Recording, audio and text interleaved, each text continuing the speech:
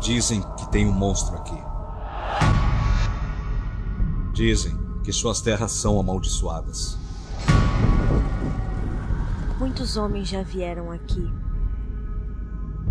Mas pela manhã, já não havia mais nada além de sangue pelo chão, aventuras e guerras.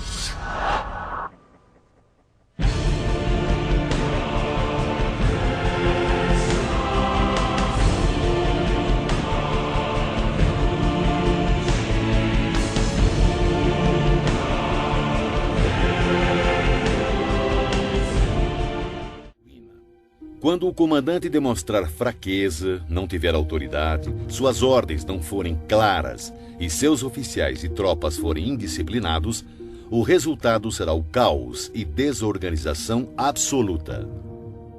Se um comandante negligenciar as forças do exército inimigo e assim permitir que uma tropa enfraquecida enfrente a elite do adversário e ainda operar sem uma vanguarda de tropas de choque, o resultado será a derrota total do seu exército.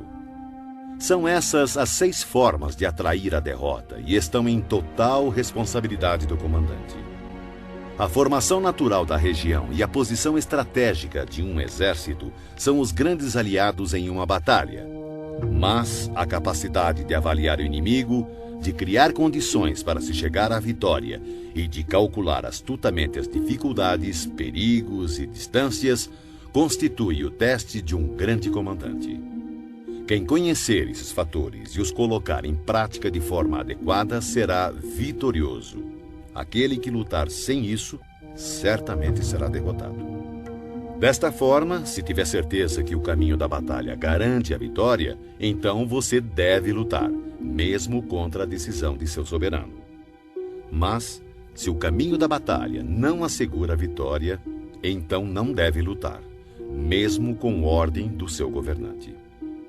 O comandante que segue para a guerra sem ter como prioridade fama pessoal e recua sem temer o descrédito, aquele cuja preocupação for proteger seu povo e prestar um bom serviço ao seu soberano, é um tesouro nacional.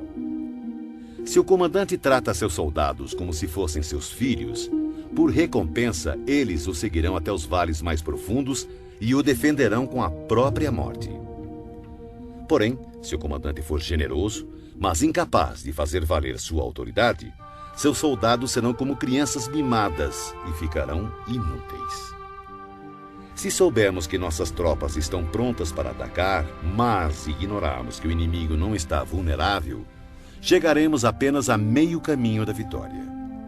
Saber que o inimigo está vulnerável, mas ignorar se nossas tropas podem atacar para vencer, reduzem à metade nossas chances de vitória.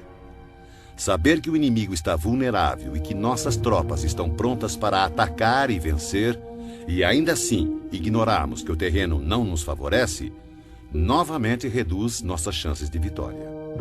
Portanto, quando o soldado experiente se mover, nunca ficará desorientado e quando partir para a ação, não encontrará limites. Por isso se diz: se você conhece o inimigo e a si mesmo, a vitória não estará em risco. Se você conhece o terreno e as condições naturais, a vitória poderá ser completa. A maneira de dar ordens e fazer com que essas sejam cumpridas é de extrema importância para a vitória de um exército. Você encontrará no livro dos planos militares que em determinadas ocasiões a maioria dos teus homens não poderá te ver nem ouvir. Os tambores e as bandeiras devem substituir tua presença e tua voz. Assim, em combate noturno, faça uso dos tambores, e durante o dia use as bandeiras e estandartes. Desta forma, suas tropas serão um único corpo, impedindo que teus soldados corajosos avancem sozinhos e os covardes recuem. Essa é a arte de manobrar grandes massas. Pode-se desmoralizar um exército inteiro e seu comandante ser levado a perder o ânimo.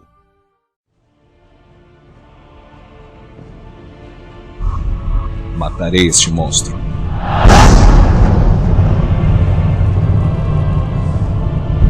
Eu vou com você.